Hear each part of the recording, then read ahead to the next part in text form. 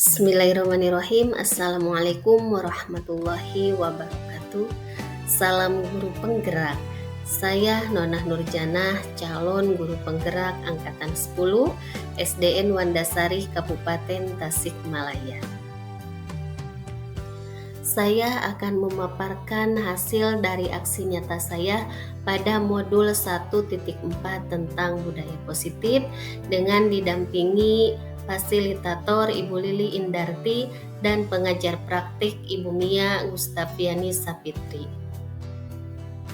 Adapun rancangan tindakan untuk aksi nyata saya adalah: yang pertama adalah latar belakang.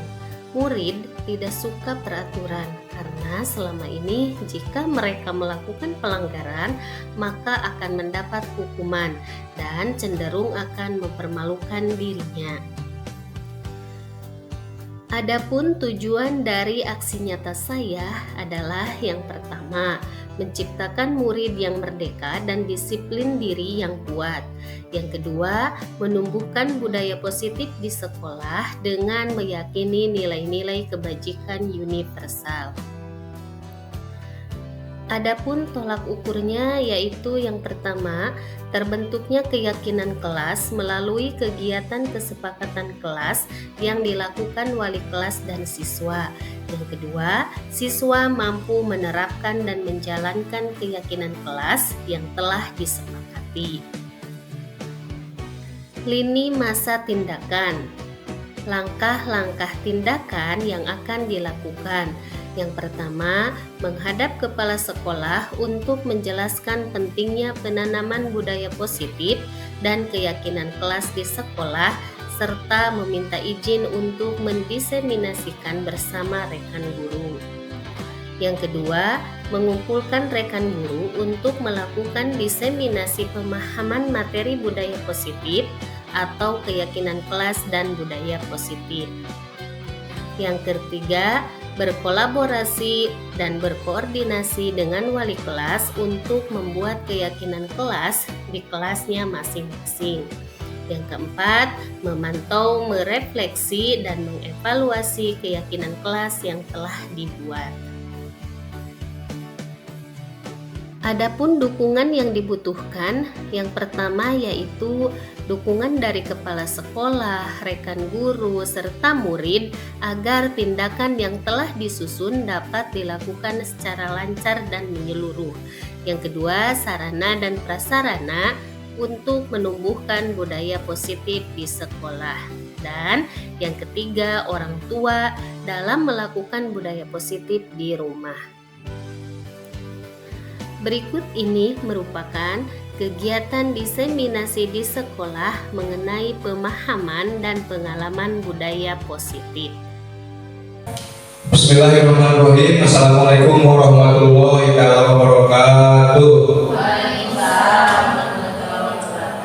Alhamdulillahirrahmanirrahim. Wassalatu wassalamu ala asrofil anbiya'i wal mursalin wa ala alihi wa sahbihi ajma'in, amma ba'du. Bapak kepala sekolah yang saya hormati, Ibu calon guru penggerak angkatan 10 Kabupaten Tasikmalaya yang saya hormati, Bapak Ibu guru, rekan-rekan sejawat di sekolah yang saya hormati. Pertama-tama marilah kita panjatkan puji dan syukur kehadirat Allah Subhanahu wa taala, di mana pada kesempatan kali ini kita semua dapat berkumpul dalam acara diseminasi menyebarkan pemahaman dan penerapan pengalaman budaya positif di sekolah. Shalawat beserta salam semoga terlimpahkan kepada junjungan kita yang habibana wa nabiyana kanjeng Nabi Muhammad sallallahu alaihi wasallam. Baik Bapak Ibu, untuk acara selanjutnya kita buka dulu dengan bacaan basmalah bersama-sama. Bismillahirrahmanirrahim. Acara yang pertama yaitu sambutan dari Bapak Kepala Sekolah, Bapak Sukirman SPD MNPD, kami persilahkan.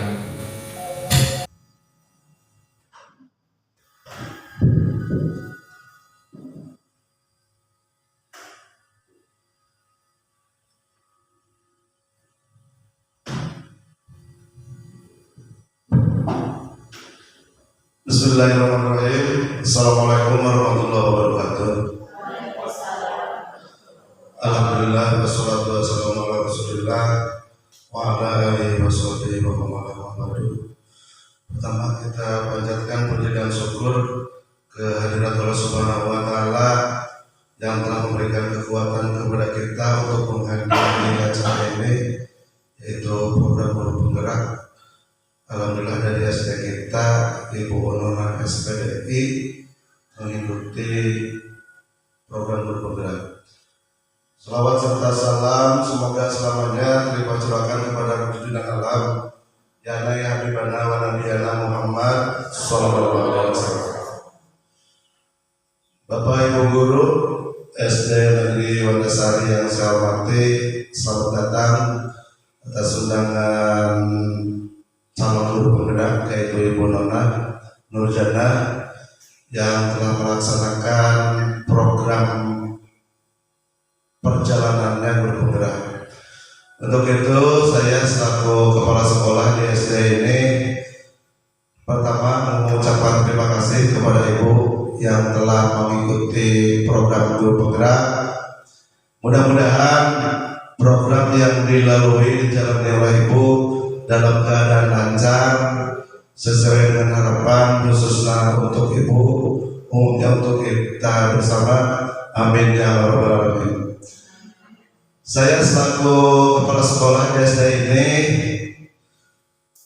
dengan harapan kepada semua Bapak Ibu yang ada di SD ini bisa mengikuti program yang diluncurkan oleh pemerintah seperti Bu Nona. Mudah-mudahan hikmah yang saya harapkan selaku kepala di SD ini, yang pertama mudah-mudahan berdampak positif khususnya untuk pribadi Ibu, yang selanjutnya kepada kelangsungan proses pembelajaran kepada anak-anak yang ada di SD kita ini.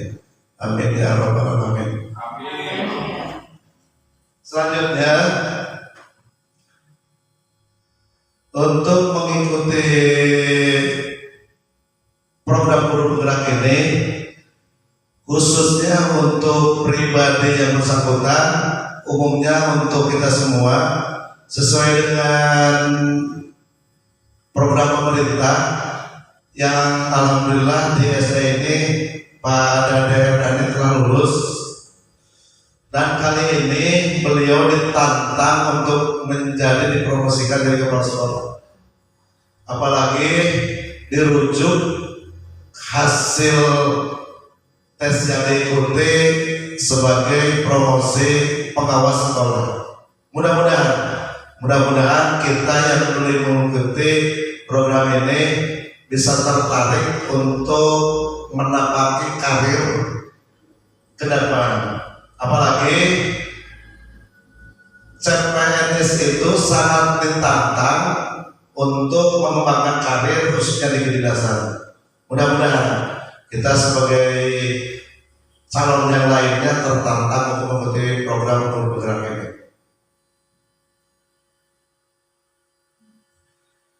Bapak Ibu yang berbahagia, itulah yang bisa saya sampaikan, mengantarkan rujukannya dari sebagai kepala sekolah di SD ini, dan mudah-mudahan ke depan berhikmah untuk kita. Amin ya rabbal alamin. Barangkali itu yang bisa saya sampaikan. Billahi taufiq wal hidayah. Wassalamualaikum warahmatullahi wabarakatuh. Waalaikumsalam warahmatullahi wabarakatuh.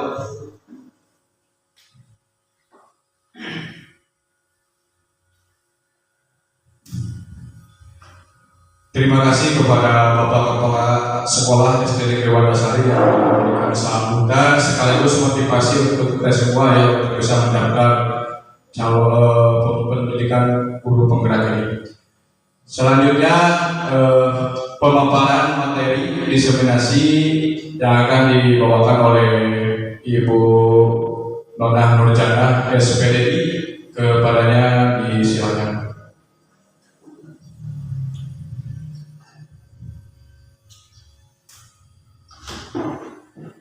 Bismillahirrahmanirrahim. Assalamualaikum warahmatullahi wabarakatuh. Pertama-tama marilah kita panjatkan puja dan syukur kepada Allah Ilahi Robbi, yang mana atas berkat dan irodatnya kita bisa berkumpul dalam acara diseminasi ini. Mudah-mudahan acara ini berada dalam lindungan Allah Subhanahu wa Ta'ala dan juga mendapat ridhonya. Amin ya Allah ya Rabbal Alamin. Salawat dan salam mudah-mudahan terlimpah curahkan pada junjungan kita, yakni Habibana wa Nabiyana Kanjeng Nabi Muhammad Sallallahu Alaihi Wasallam. Yang saya hormati Bapak Kepala Sekolah SDN Wandasari, dan yang saya hormati Bapak dan juga Ibu Guru hebat, dan mengucapkan terima kasih kepada Bapak Moderator yang telah memberikan waktu dan kesempatannya kepada saya. Bapak Ibu, sebelumnya saya ingin menyampaikan tujuan saya di sini itu adalah untuk menyelesaikan salah satu tugas saya dalam aksi nyata pada modul 1.4 ini, yang mana pada modul 1.4 ini adalah akhir dari modul ke-1 ya, modul pertama, dan mudah-mudahan saya bisa menerapkannya di sekolah saya dan juga kepada ibu-ibu. Tapi bukan berarti saya untuk menggurui atau apa terhadap bapak dan ibu, tetapi saya di sini hanya berbagi pengalaman ya, hanya berbagi pengalaman, dan juga saya yakin bahwa bapak ibu itu adalah guru-guru hebat. Karena saya di sini bukan untuk menggurui, tapi sejatinya manusia itu adalah lupa ya. Di sini kita sharing dan selalu mengingatkan, mungkin itu. Nah, kita lanjut saja Bapak Ibu, bahwa di sini saya akan menjelaskan tentang diseminasi, menyebarkan atau pemahaman dan penerapan pengalaman budaya positif. Nah, dan kebetulan saya sekarang berada dalam calon guru penggerak angkatan 10 dari SDN Wandasari Kabupaten Tasikmalaya. Nah, sebelum kita membahas kepada budaya positif, mungkin Bapak Ibu telah mengetahui apa itu yang disebut dengan budaya positif dan apa contoh-contohnya, seperti apa contoh-contoh budaya positif tersebut. Nah, namun yang pertama mungkin dari Bapak atau Ibu ada yang mengetahui apa itu yang dinamakan dengan budaya positif. Ada yang tahu? Oh iya, silakan Bu Yaya. Apa Bu? Mungkin budaya positif itu merupakan pewujudan dari nilai-nilai atau keyakinan universal yang diterapkan di setiap sekolah. Iya, terima kasih Bu Yaya. Itu betul sekali ya Bapak Ibu, bahwa budaya positif itu adalah perwujudan dari nilai-nilai atau keyakinan universal yang diterapkan pada sekolah-sekolah. Nah, itu adalah budaya positif. Namun untuk contoh-contohnya, budaya positif itu contohnya seperti apa? Iya, silakan Bu Yaya. 5S Bu, seperti salam, sopan, senyum, santun, dan sapa. Itu adalah salah satu contoh dari budaya positif seperti salam atau 5S ya. Nah itu.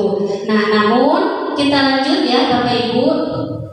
Nah, di sini ada konsep utama budaya positif. Yang pertama adalah perubahan paradigma belajar, kemudian disiplin positif, kebutuhan dasar manusia, motivasi perilaku manusia, posisi kontrol, keyakinan kelas, dan juga segitiga restitusi. Kita lanjut. Nah, dalam budaya positif yang tadi adalah bahwa di sini adalah pembelajaran dengan paradigma baru. Kita akan bahas dari ketujuh materi tadi. Yang pertama adalah pembelajaran dengan paradigma baru. Pembelajaran dengan paradigma baru, sebagaimana menurut Ki Hajar Dewantara, bahwa kita itu adalah harus pembelajarannya berpihak kepada murid. Kita sebagai guru adalah sebagai fasilitator. Kita ditugaskan untuk menuntun, bukan untuk menuntut. Nah itu ya. Dan di pembelajaran dengan paradigma baru itu merupakan pembelajaran yang dirancang berdasarkan prinsip pembelajaran berdiferensiasi sehingga peserta didik belajar sesuai dengan kebutuhan dari tahap perkembangannya untuk mewujudkan profil pelajar Pancasila. Nah, untuk mewujudkan profil pelajar Pancasila itu merupakan tujuan atau visi kita semua, ya, bahwa anak didik kita itu harus terwujudnya profil pelajar Pancasila. Karena apa? Karena Bapak Ibu perlu ketahui anak-anak kita itu atau murid kita itu memiliki karakter yang berbeda-beda. Betul kan? Ya betul ya, memiliki karakter yang unik. Misalkan si A ini senangnya dalam pembelajarannya hanya mendengarkan saja, si B hanya melihat atau hanya melihat video dan banyak yang lainnya. Nah, tugas kita sebagai seorang guru berarti kita harus memahami apa kebutuhan dari murid kita. Nah, namun di sini untuk mewujudkan profil pelajar Pancasila itu berarti kita harus apa? Harus salah satunya tadi, yang pertama bisa memahami karakter apa yang dibutuhkan oleh peserta didik kita. Nah, di sini ada profil pelajar Pancasila Bapak Ibu ya. Profil pelajar Pancasila itu yang pertama apa? Beriman dan bertakwa. Kemudian yang kedua berkebinekaan global. Yang ketiga bergotong royong. Yang keempat kreatif, bernalar kritis dan mandiri. Nah, kita lihat di sini ada video ya Bapak Ibu. Bapak Ibu boleh untuk mengikuti gerakan dari video ini. Ya, sebentar ya.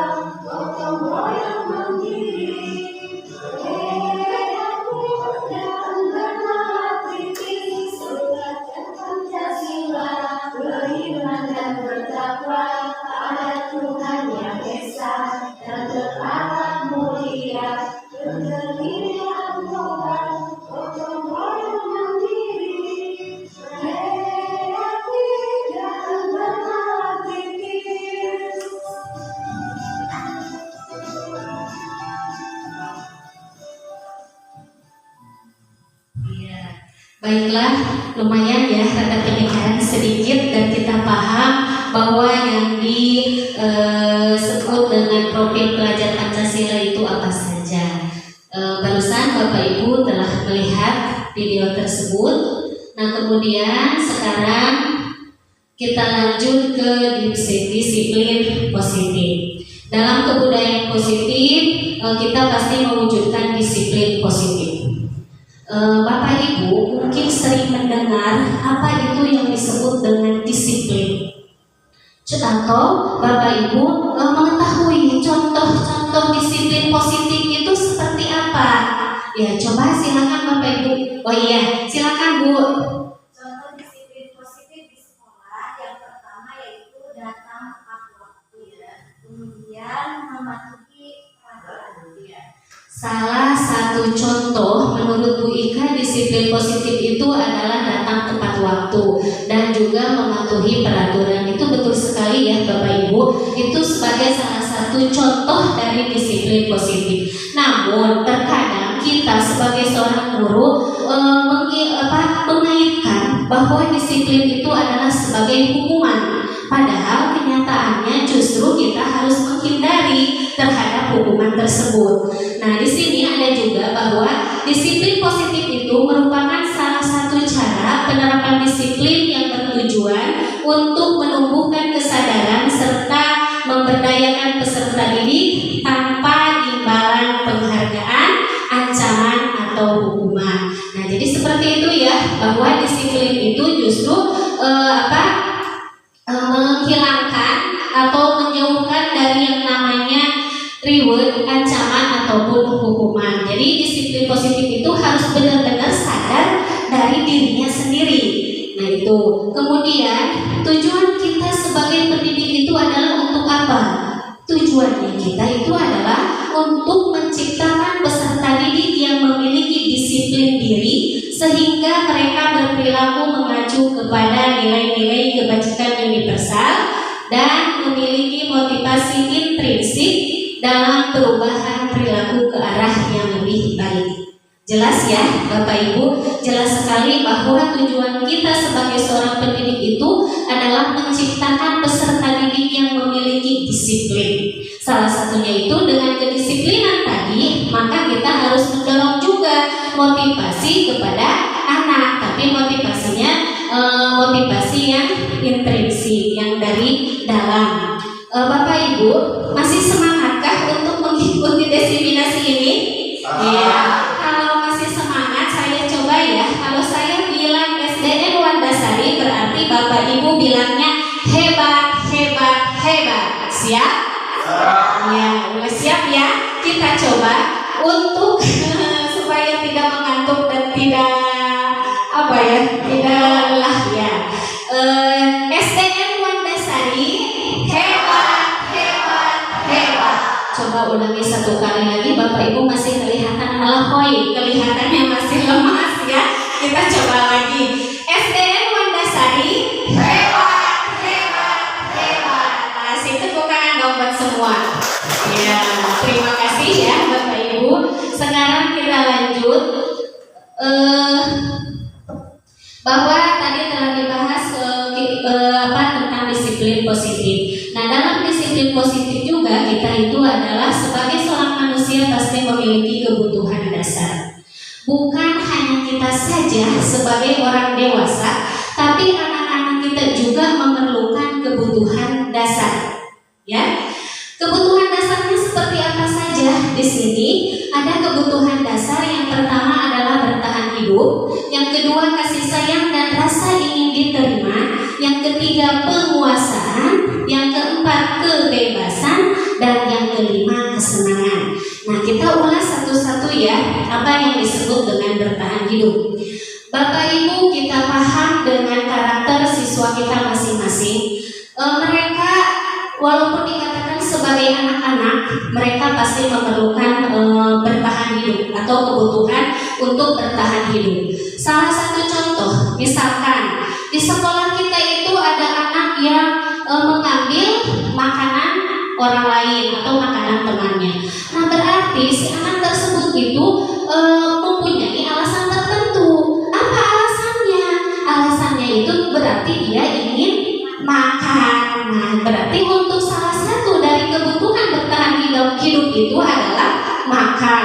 Kemudian selain itu membutuhkan tempat tinggal, kemudian membutuhkan rasa aman. Nah, itu adalah salah satu dari kebutuhan bertahan hidup. Mungkin dapat dipahami ya. Kemudian yang kedua, kebutuhan kasih sayang dan rasa ingin diterima. Anak-anak kita selain di sekolah pasti ada keluarga. Di keluarga, di sekolah bersama teman, ataupun lingkungan yang lainnya. Kalau di sekolah, mereka pasti bergaul dengan teman-temannya. Rasa mereka ingin diterima dan ingin diakui. Kasih sayang mereka itu ingin ada, ingin diperhatikan oleh teman-temannya. Itu mereka pasti membutuhkannya.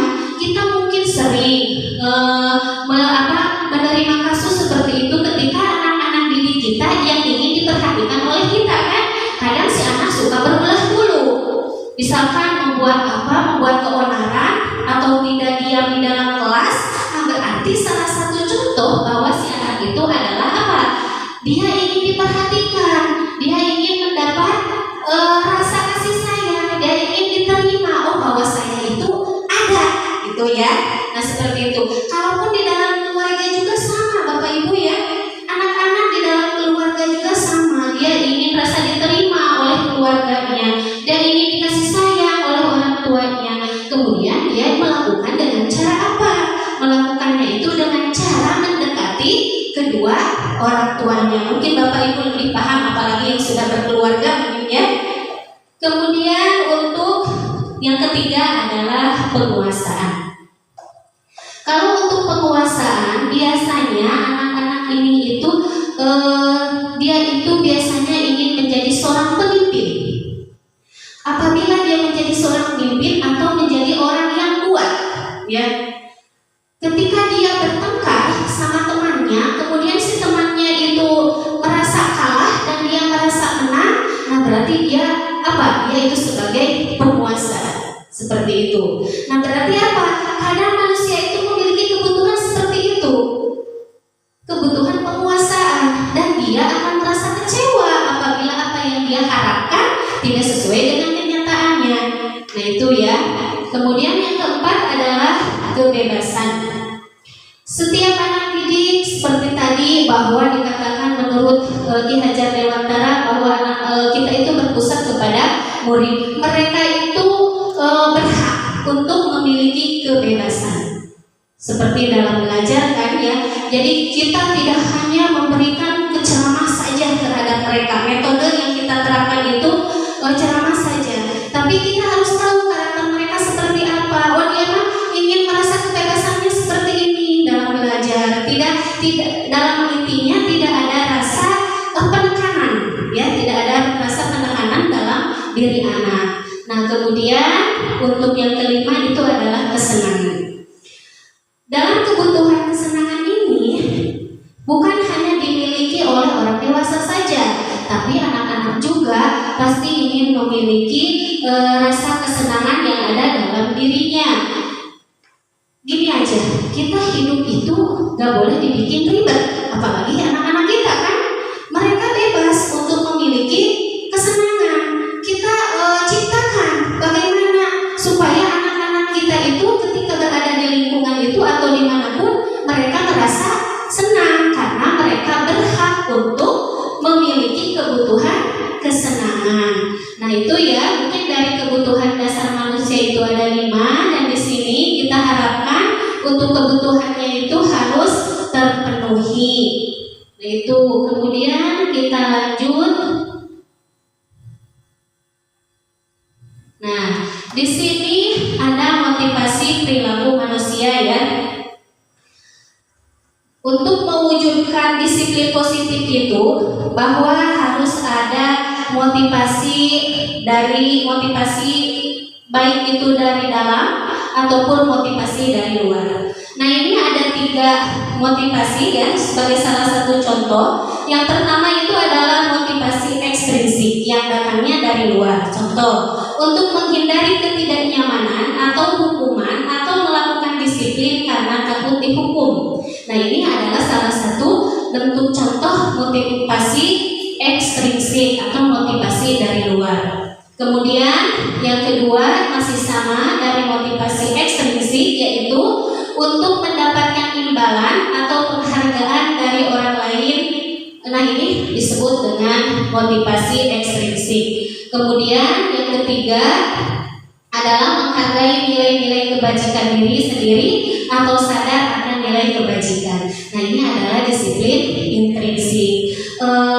Untuk motivasi ekstrinsik yang tadi contoh misalkan seorang anak ketika datang ke sekolah dia itu datang tepat waktu. Dia ditanya, kok kamu suka datang tepat waktu, alasan kamu apa? Dia menjawab bahwa alasan datang tepat waktu itu karena takut dihukum. Nah berarti itu adalah termasuk kepada motivasi yang datangnya dari luar karena dia takut untuk dihukum.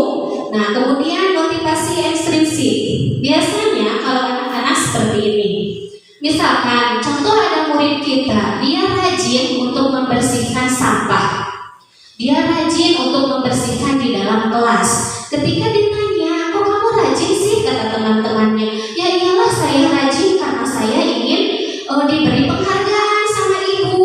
Karena apa? Nanti kalau saya rajin ibu akan memberikan contoh nilai yang bagus atau apa ya. Nah berarti anak itu belum sadar terhadap dirinya sendiri. Dia itu berarti apa? Masih ada dorongan dari luar. Nah itu. Kemudian yang ketiga, menghargai nilai-nilai kebajikan. Salah satunya tadi adalah disiplin Bapak Ibu adalah menurut saya yang paling sebagai seorang guru itu kita benar-benar harus membimbingnya, karena kesadaran yang timbul dari diri sendiri itu sangat susah ya. Nah, jadi di sana kita tugas kita sebagai seorang guru itu harus benar-benar bagaimana caranya supaya anak didik kita itu sadar akan tanggung jawabnya. Nah, itu. Kemudian Bapak Ibu, menurut Bapak Ibu, motivasi mana yang lebih baik? Motivasi ekstrinsik apa intrinsik? Intrinsik, betul ya? Asal kurang kompak sekali lagi Bapak Ibu. Untuk motivasi yang lebih baik menurut Bapak Ibu, motivasi yang mana? Intrinsik, ya, yang datangnya dari dalam dirinya, gitu ya. Karena apa? Karena kalau misalkan anak didik kita itu datang dari dalam dirinya, berarti dia sudah merasakan mandiri, sadar, dan dia akan merasa bertanggung jawab. Nah, itu ya, kita lanjut. Nah, tadi bahwa dalam motivasi itu ada yang disebut dengan hukuman, penghargaan ya, atau motivasi ekstrinsik itu dapat kepada hukuman atau penghargaan. Kita akan ulas di sini ya Bapak Ibu, bahwa konsep disiplin dengan identitas gagal. Kenapa dikatakan sebagai identitas gagal? Karena di sini ada hukuman, kemudian ada penghargaan. Kalau dalam hukuman, biasanya yang namanya hukuman itu sangat menyakitkan, sangat tidak nyaman. Murid akan merasa takut dan memaksa muridnya itu akan menyembunyikan kesalahan. Kenapa muridnya menyembunyikan kesalahan? Karena dia takut untuk dihukum. Betul nggak seperti itu? Biasanya kalau anak-anak melakukan kesalahan, ketika kita ditanya, ketika kita diidentifikasi, kadang dia apa? Takut, ya, berbohong, takut untuk menjawab karena dia takut dihukum. Nah, kemudian murid menjadi rendah diri, jelas sekali, karena dengan dia dihukum, contoh misalkan sama gurunya dihukum karena tidak mengerjakan tugas, dia berdiri di depan kelas, pasti merasa dirinya itu akan apa? Akan merasa rendah, gitu. Kemudian penghargaan di sini adalah yang pertama adalah tidak efektif. Kemudian yang kedua adalah merusak hubungan. Kenapa dikatakan sebagai tidak efektif Bapak Ibu? Karena ketika kita memberikan anak-anak kita suatu reward, suatu penghargaan, suatu imbalan, si anak itu akan menjadi kecanduan, akan menjadi bahwa dia itu kebiasaan, bahwa ketika saya melakukan sesuatu saya selalu akan diberikan imbalan oleh Bapak Guru, gitu kan. Nah, itu bisa menjadikan sesuatu yang tidak efektif, karena ketika dia tidak mendapatkan penghargaan tersebut itu, dia pasti akan merasa kecewa. Nah, itu ya. Mungkin yang kedua itu adalah merusak hubungan. Mengapa merusak hubungan dalam pemberian penghargaan? Contoh misalkan seperti ini. Ketika kita mengatakan ke murid kita si A, contohnya, kamu itu sangat baik, yang lain coba lihat seperti si A bagus dalam segala hal. Nah, itu berarti apa? Yang si B dan yang lainnya itu pasti merasa apa? Iri, betul nggak? Merasa iri kan terhadap temannya. Ya kan, si A yang selalu dibangga-banggakan sama gurunya, sedangkan kita tidak. Pasti mereka akan menimbulkan rasa apa? Rasa iri kan? Kemudian mematikan kreativitas, kemudian menghukum dengan sistem ranking. Nah, ini ya Bapak Ibu, sebetulnya untuk di kurikulum sekarang ini itu tidak boleh menimbulkan atau memperlihatkan, seharusnya memperlihatkan ranking, karena itu bisa berdampak terhadap siswa ya. Kemudian merampas hak menghargai dirinya. Mungkin ini dalam konsep disiplin dengan identitas gagal. Baiklah Bapak Ibu, kita lanjut pada konsep disiplin dengan identitas sukses. Nah, di sini dalam konsep disiplin dengan identitas sukses itu ada yang disebut dengan konsekuensi, ada yang disebut restitusi. Mungkin mungkin Bapak Ibu sering mendengar apa itu yang disebut dengan konsekuensi. Tapi kalau dengan restitusi, mungkin Bapak Ibu ada yang pernah mendengar ataupun ada yang sudah mendengar. Saya pun juga kalau dalam restitusi baru kali ini setelah saya mengikuti program Guru Penggerak baru mengetahui apa itu yang disebut dengan restitusi. Nah, kita bahas bahwa yang disebut dengan konsekuensi itu adalah salah satunya penguatan jangka pendek.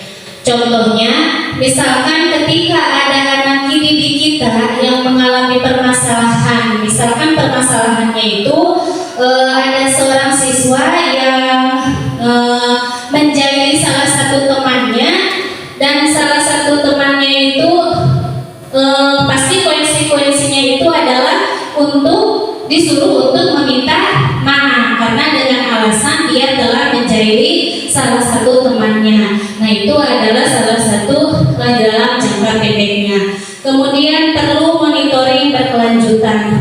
Nah, kita sebagai seorang guru, Bapak Ibu, ketika ada anak didik kita itu mengalami suatu permasalahan, maka kita tidak lepas tanggung jawab di sana saja, tetapi kita harus selalu monitoring terhadap siswa kita.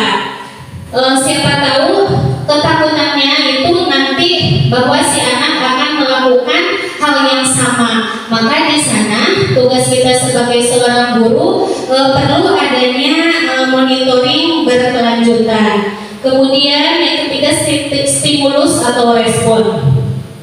Dalam stimulus atau respon, nah kita menyebutkan kepada anak didik kita yang terjadi atau melakukan permasalahan tersebut bahwa ketika dia melakukan suatu permasalahan, maka dia disuruh untuk langsung meminta maaf. Nah, itu salah satu dari contoh stimulus atau responnya. Kemudian murid menghormati peraturan.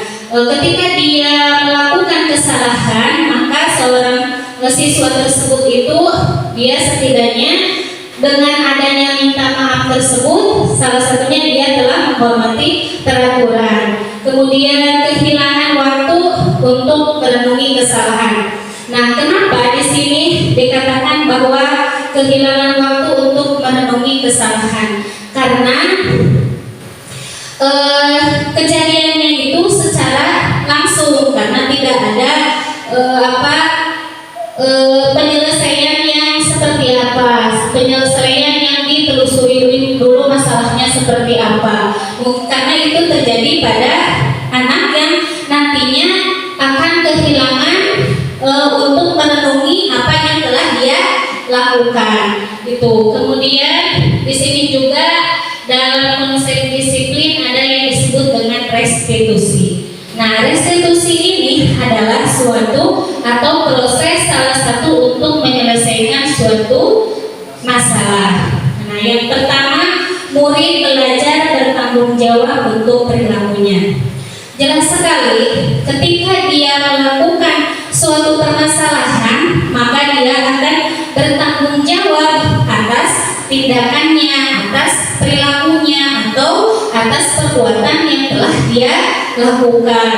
Kemudian fokus pada pemecahan masalah dalam jangka waktu panjang.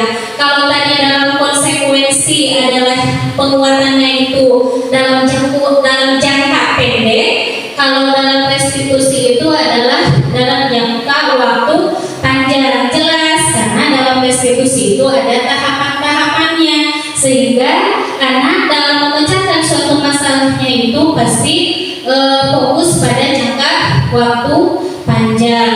Nah, kemudian murid atau anak itu akan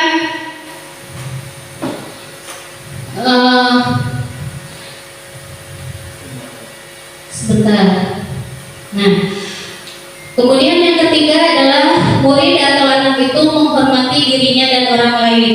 Jelas, ketika ada suatu permasalahan kemudian diselesaikan dengan restitusi, maka anak akan menghormati dirinya. Karena apa? Karena sebelum dia menghormati orang lain, pasti dia akan menghormati dirinya sendiri itu.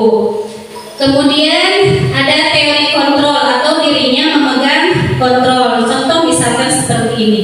Ketika dia akan melaksanakan atau akan melakukan sesuatu yang akan membuat dia fatal ataupun dia bermasalah, maka dia akan berpikir terlebih dahulu. Nah, sehingga timbul terkontrol di dalam dirinya bahwa oh iya, kalau saya nanti melakukan hal seperti ini, nanti saya akan menjadi seperti apa, gitu ya. Jadi di dalam dirinya itu ada kontrol yang harus dia pegang, yang harus dia jaga.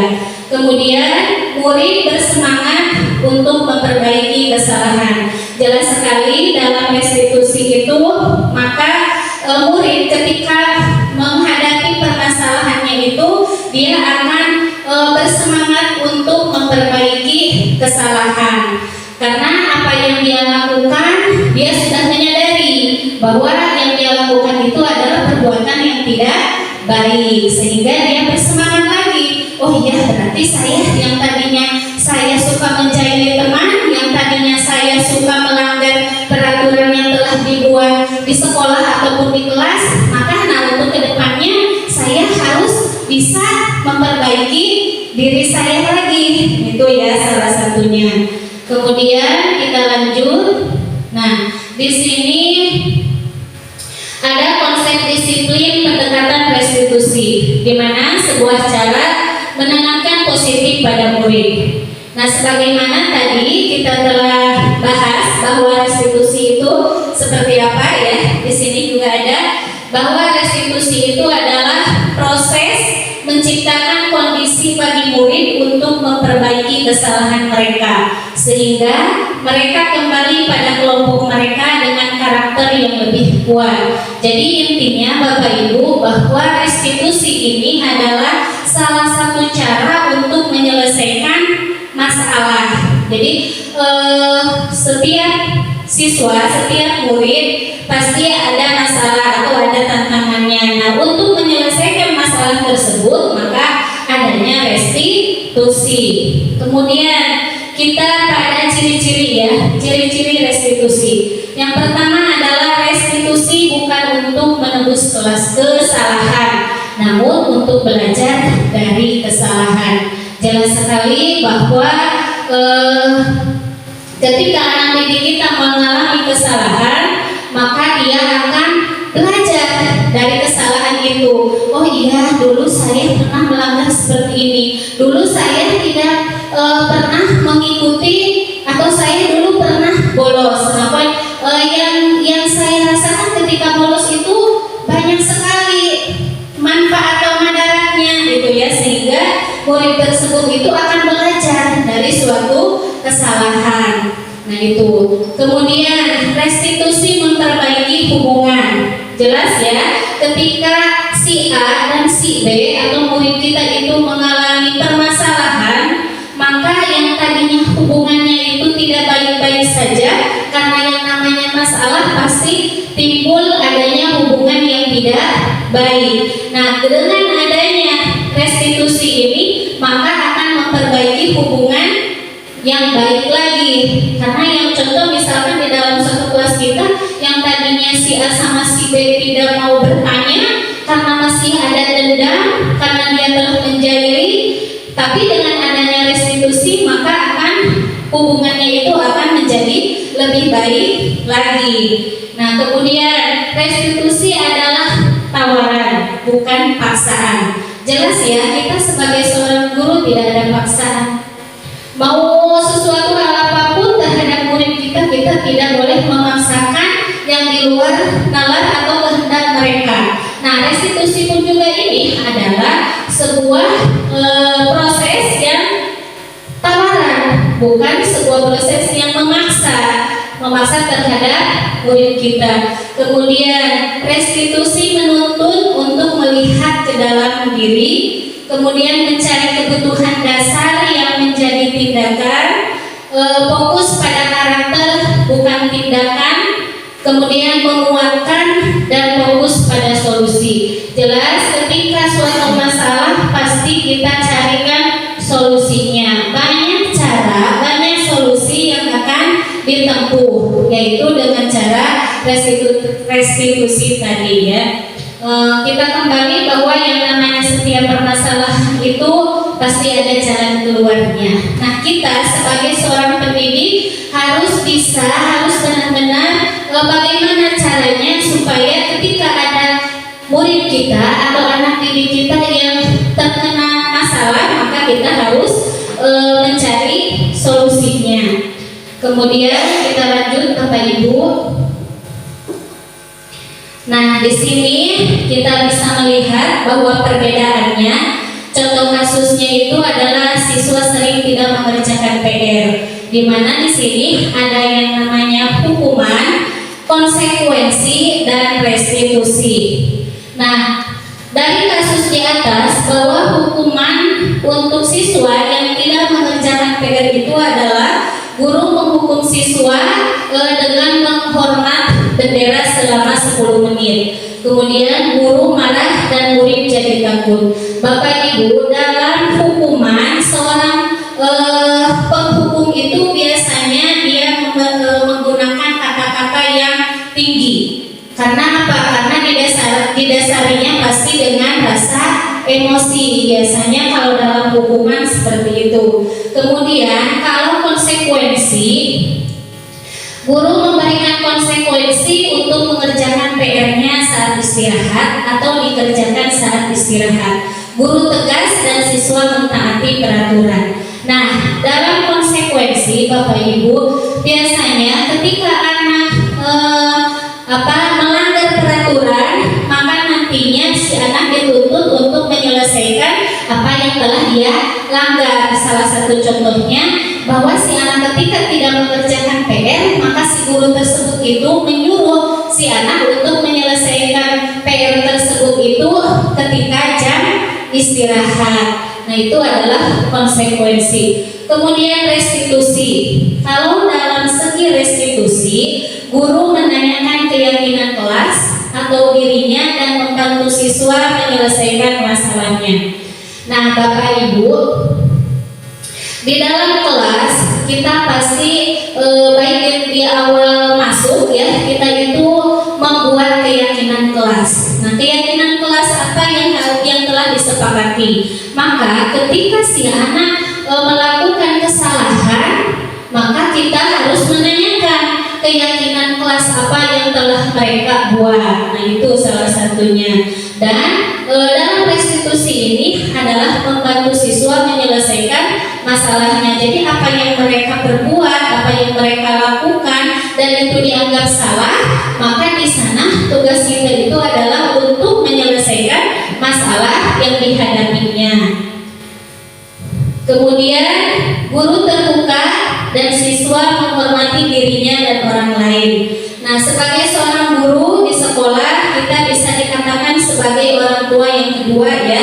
Selain di rumah, maka mereka menganggap kita itu bahwa kita adalah sebagai orang tuanya. Maka di sini tugas dan peran kita itu adalah harus terbuka terhadap anak didik kita. Jadi ketika mereka ada suatu permasalahan, kita jangan abaikan. Kita jangan anggap ini mah sepele, udah biasa gitu melakukan hal seperti itu.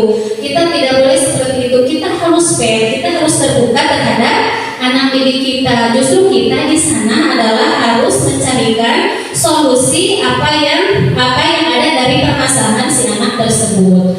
Nah, itu ya. Kemudian kita lanjut. Nah, di sini ada 5 posisi kontrol restitusi.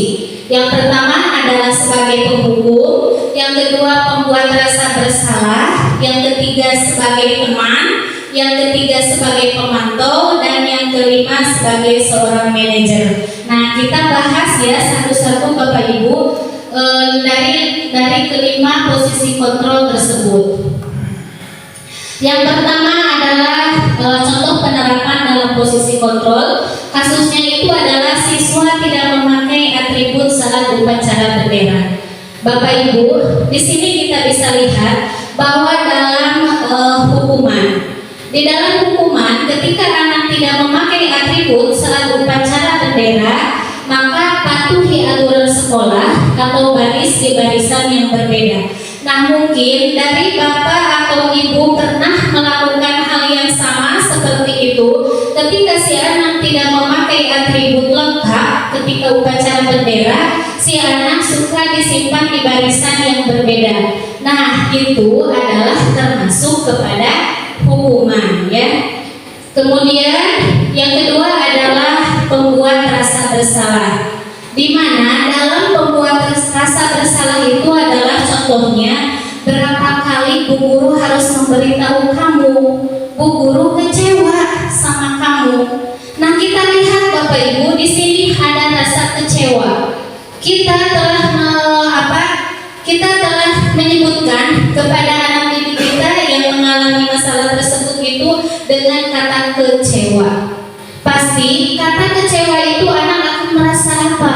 Kadang anak akan merasa, oh iya, berarti saya telah merasa bersalah, saya telah merasa buat Ibu Guru menjadi kecewa. Jadi seolah-olah dia itu sangat bersalah sekali karena dengan rasa kecewa tersebut. Nah, kemudian yang ketiga adalah sebagai teman. Nah, posisi kontrol sebagai teman itu contohnya seperti, ayolah yang tertib buat Bu Guru bangga. Kali ini tidak apa-apa, kamu salah. Nah, Bapak Ibu, kalau dalam posisi kontrol sebagai teman itu, biasanya si anak akan menghormati salah satu dari guru tersebut. Karena di sini ada kata Bu Guru bangga. Kali ini tidak apa-apa, kamu salah. Jadi seolah-olah si anak itu dibela oleh kita, kesalahannya dia itu dibela, dan si anak nantinya akan merasa, oh iya, saya si Ibu mah biasanya suka membela saya. Jadi dia merasakan bahwa guru tersebut itu adalah sebagai seorang temannya, sedangkan terhadap guru yang lain dia tidak mau menghormati. Ah, saya mah patuhnya sama guru yang A aja, sama guru B mah saya mah biasa aja, saya gak takut. Nah itu ya. Jadi kalau posisi kontrol sebagai teman itu dampaknya nanti akan seperti itu, bahwa si anak itu akan merasa dirinya itu terhadap gurunya itu akan merasa sebagai seorang teman. Kemudian yang keempat adalah sebagai seorang pemantau. Kamu sudah melanggar, apa peraturan dan konsekuensinya? Nah, ini bisa dikatakan sebagai posisi kontrol dalam pemantau. Jadi ketika anak melakukan suatu pelanggaran, melakukan suatu masalah, maka yang akan ditanyakan itu adalah konsekuensinya. Nah itu ya. Kemudian yang kelima adalah posisi kontrol manajer. Nah, Bapak Ibu, dalam posisi kontrol manajer ini adalah salah satu contohnya. Apakah kamu tahu kesalahanmu? Kira-kira bagaimana kamu akan memperbaiki kesalahan ini? Nah, ini jelas ya Bapak Ibu, untuk posisi kontrol manajer itu kita menanyakan dulu kesalahannya apa. Pasti anak akan menjawab kesalahannya dia itu melakukan hal seperti itu, pasti ada alasannya. Kemudian bagaimana akan memperbaiki kesalahan ini? Jadi anak nanti akan menjawab, karena bisa jadi keyakinan yang dia pahami, keyakinan kelas yang dia telah yakini itu, dia akan teringat, oh iya, kalau saya melakukan hal seperti ini, saya akan memperbaikinya, biar nanti hidup saya akan menjadi lebih baik. Nah gitu. Kemudian kita lanjut Bapak Ibu. Nah, di sini ada keyakinan kelas. Masih semangat? Masih semangat ya? Kalau saya bilang SDN Wondasari hebat, hebat, hebat, siap? Siap. SDN Wondasari hebat, hebat, hebat. Satu kali lagi, ibu-ibu sepertinya sudah mengantuk. Kita ulangi. SDN Wondasari hebat, hebat, hebat. Ya, terima kasih, tepuk tangan buat kita semua. Baiklah Bapak Ibu, kita lanjut bahwa keyakinan kelas. Mengapa keyakinan kelas tidak peraturan kelas saja?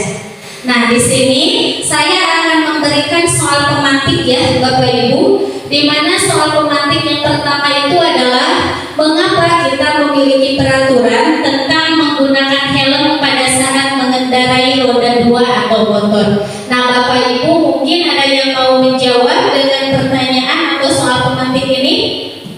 Silakan. Oh iya, silakan Bu.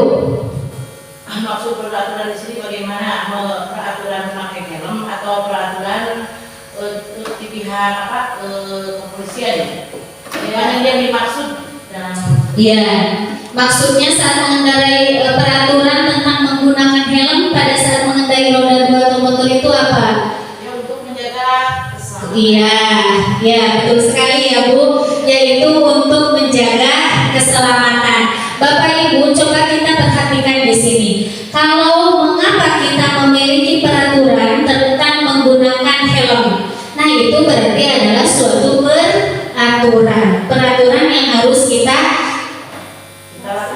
laksanakan, kita terapkan. Nah, untuk jawaban dari pertanyaan itu bahwa untuk keselamatan. Nah, kata keselamatan itu adalah sebagai keyakinan. Jadi peraturannya itu ada, keyakinannya juga ada. Dari peraturannya itu adalah menggunakan helm saat berkendara. Kalau keyakinannya itu adalah menjaga keselamatan. Kemudian pertanyaan yang kedua, mengapa kita memiliki peraturan tentang penggunaan masker dan cuci tangan setiap saat? Nah, oh iya, silakan Bu. Iya, salah satunya adalah untuk kesehatan. Jadi peraturannya itu adalah menggunakan masker dan cuci tangan. Ketika kita menggunakan masker dan cuci tangan, nanti ada apanya? Ada manfaatnya, yaitu salah satunya adalah untuk kesehatan. Jadi kesehatan itu adalah keyakinannya, kalau peraturannya itu adalah penggunaan masker dan cuci tangannya. Nah itu, kita lanjut ya Bapak Ibu.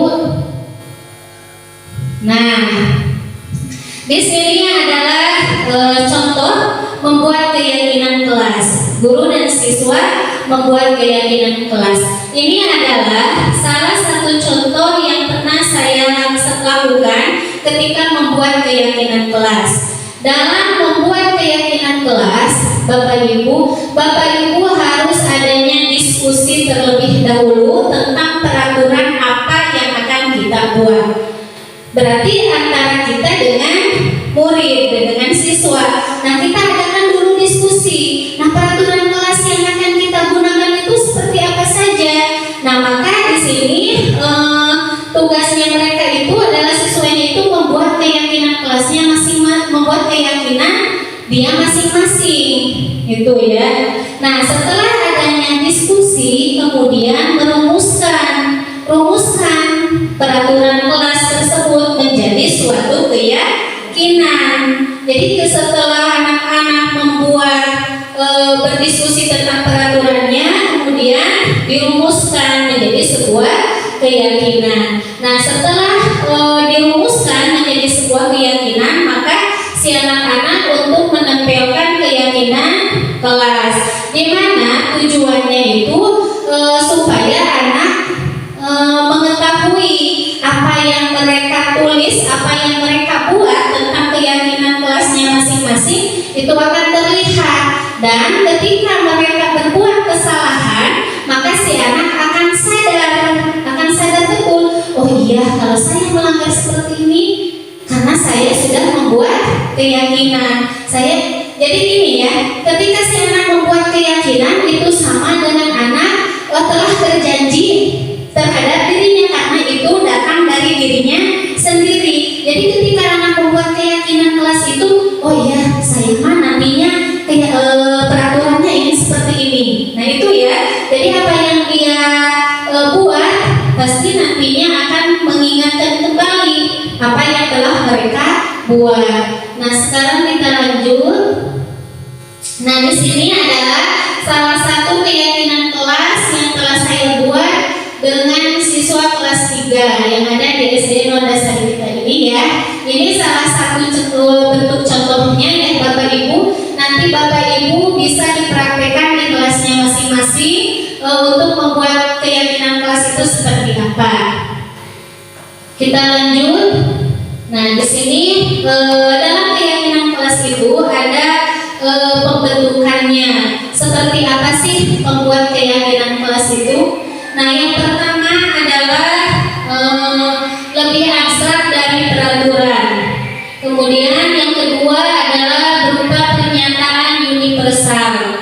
Dan yang ketiga dibuat dalam bentuk positif. Nah, jelas sekali ya Bapak Ibu, dalam keyakinan kelas itu harus dibuat dalam bentuk positif. Tidak mungkin kan kita membuat keyakinan dengan anak yang bersifat negatif, pasti yang baik ya. Kemudian sedikit saja agar mudah diingat. Jadi jangan terlalu banyak-banyak karena anaknya nanti akan kesulitan, akan lupa. Oh, karena keyakinan kelasnya yang begitu banyak sehingga si anak tidak ingat apa yang mereka buat. Jadi dalam pembentukan keyakinan kelas itu adalah sedikit saja agar mudah untuk diingat. Nah, kemudian sesuai dengan kondisi kelas dan sekolah agar mudah diterapkan. Jelas ya Bapak Ibu, dalam pembentukan keyakinan kelas itu maka kita harus menyesuaikan kondisi kelas atau sekolah tersebut supaya nantinya itu akan mudah untuk diterapkan. Kemudian yang terakhir, semua warga kelas atau sekolah dilibatkan. Salah satu contoh bentuknya tadi ada guru dan siswa. Jadi dalam pembentukan keyakinan kelas itu harus ada dari pihak guru dan juga siswa ya. Jadi semua itu harus dilibatkan. Nah, kita lanjut.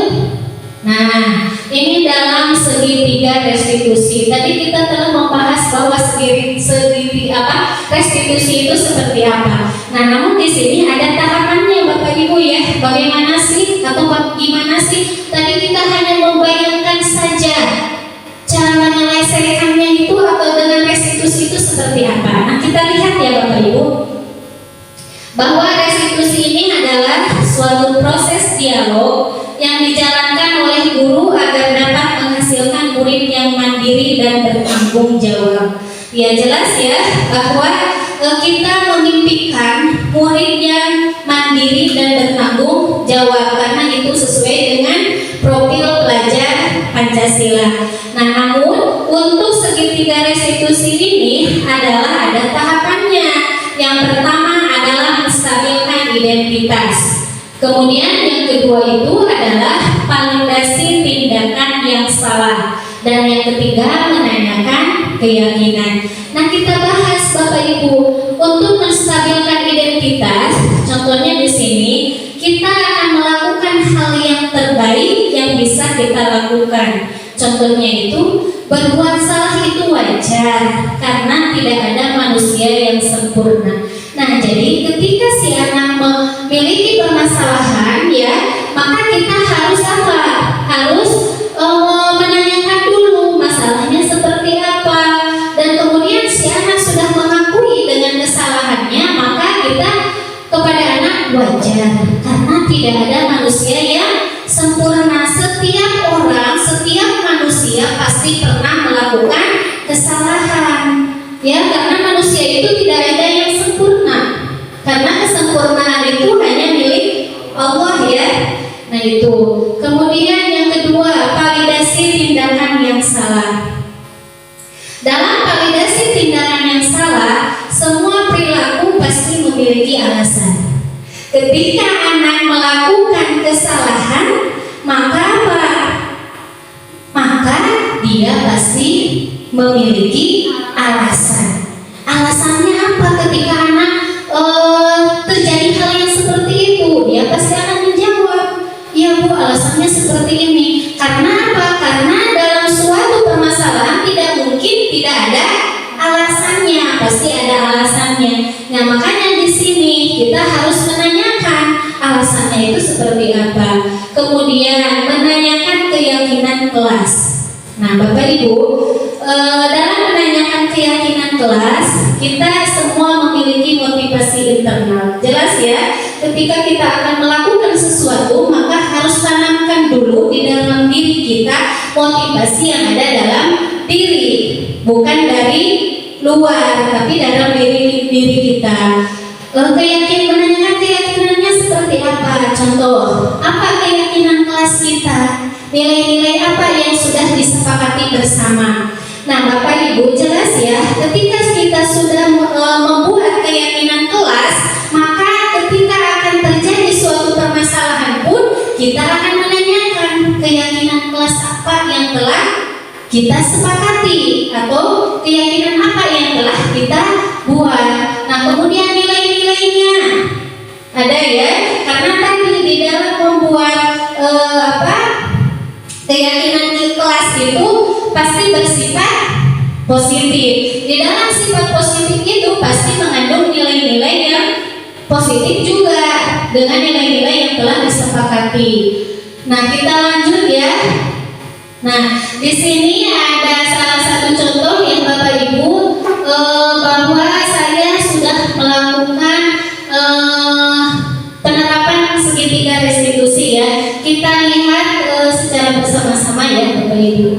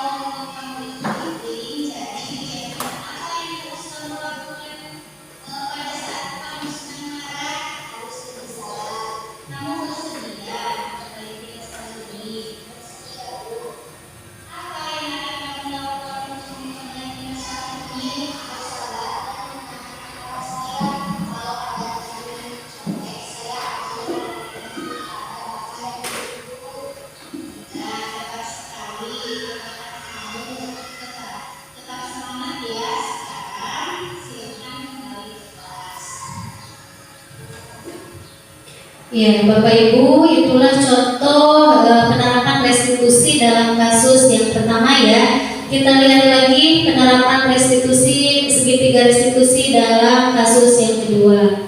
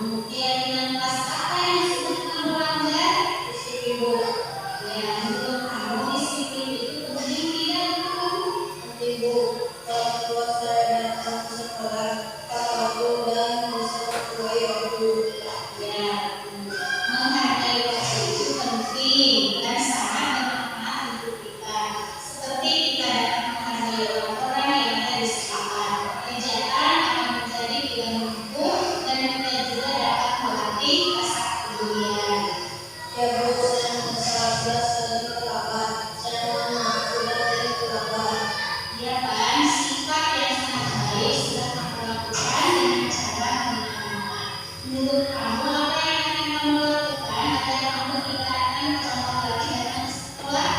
Saya akan lebih dekat dan berdoa lagi agar tidak datang ulang lagi sekolah. Ya, baik teman, ibu sudah menemukan solusinya dan ibu akan bekerja sama dengan orang tua kamu agar kamu tidak datang terulang lagi di sekolah. Sekarang silakan kamu kembali lagi ke kelas. Terima kasih Bu. Iyalah, ini contoh dari penerapan kedua segitiga restitusi ya Bapak Ibu. Nah, untuk selanjutnya apa yang telah saya sampaikan mudah-mudahan bermanfaat ya Bapak Ibu, dan juga Bapak Ibu bisa menerapkan budaya positif di sekolah kita dan menjadikan sekolah kita sekolah yang diimpikan oleh kita semua. Itu yang dapat saya sampaikan. Sekurangnya mohon maaf. Wassalamualaikum warahmatullahi wabarakatuh.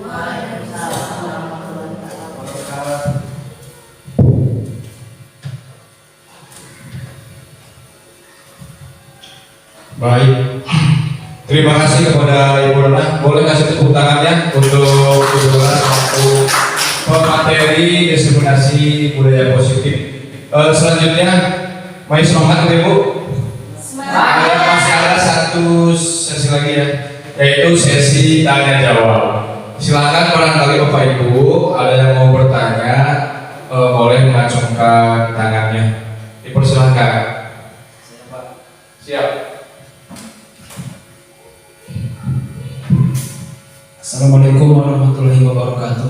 Waalaikumsalam. Terima kasih kepada moderator yang telah memberikan kesempatan kepada kami untuk bertanya. Yang saya mau tanyakan adalah posisi kontrol mana yang paling tepat untuk diterapkan oleh kita sebagai seorang guru. Itu saja Bu. Terima kasih.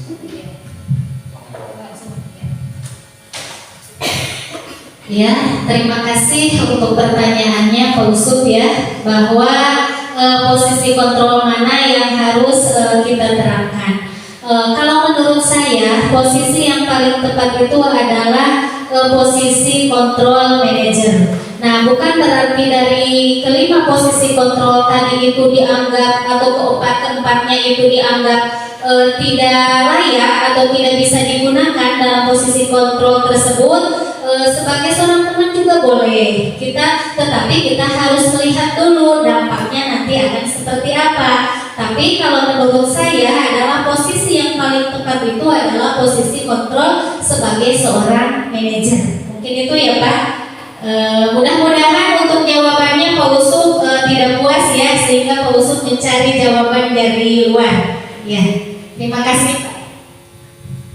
Ya, terima kasih kepada Pak Usup yang telah berkenan untuk bertanya tentang posisi kontrol sebagai manajer.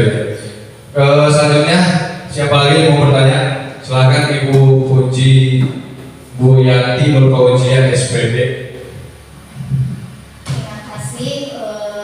Tadi Ibu telah menjelaskan mengenai budaya positif ya Bu. Apakah budaya positif penting untuk diterapkan di sekolah kita? Terima kasih Bu atas pertanyaannya.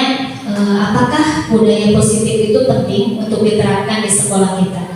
Menurut saya, Bapak Ibu, budaya positif itu sangat penting untuk diterapkan di sekolah. Karena apa? Karena untuk mewujudkan murid yang mandiri dan juga bertanggung jawab itu salah satunya adalah menumbuhkan budaya-budaya positif tersebut. Nah itu ya. Jadi semua guru pasti memimpikan anak-anaknya yang salah satunya tadi memiliki karakter yang baik, memiliki akhlak yang baik. Nah dari itu semua berarti kita harus menerapkan tentang budaya positif. Dan dengan tujuan kita menerapkan budaya positif tersebut itu bisa menjadikan murid kita yang mandiri dan bertanggung jawab. Mungkin itu ya Bu untuk jawabannya. Saya kembalikan lagi. Baik, terima kasih kepada Bu Rona yang telah menjawab. Sudah cukup puas Ibu Yanti. Barangkali ada lagi yang mau bertanya? Tidak. Ya, Terima kasih kepada para penanya yang telah berkenan untuk mengajukan pertanyaan. Untuk selanjutnya sesi penutup ya. Ya, terima kasih untuk kepada Bu Nona ya selaku calon guru penggerak atas pemaparannya. Sedikit dari saya sebagai moderator, setelah menerima pemaparan tadi dari Bu Nona, ternyata berdasarkan pengalaman pribadi ternyata banyak yang bertentangan juga ya dengan pengalaman dari sekolah. Maka dari itu kita harus mengikuti perkembangan yang ada di CGP dengan dibantu oleh Bu Nona sebagai pemateri untuk selanjutnya. Mudah-mudahan tidak sampai di sini ya Bu. Nanti kedepannya kita bisa sharing lagi dengan mengadakan diskusi seperti ini lagi. Terima kasih untuk Bu Nona dan untuk Bapak Ibu juga terima kasih. Sekian dari saya. Wassalamualaikum warahmatullahi wabarakatuh.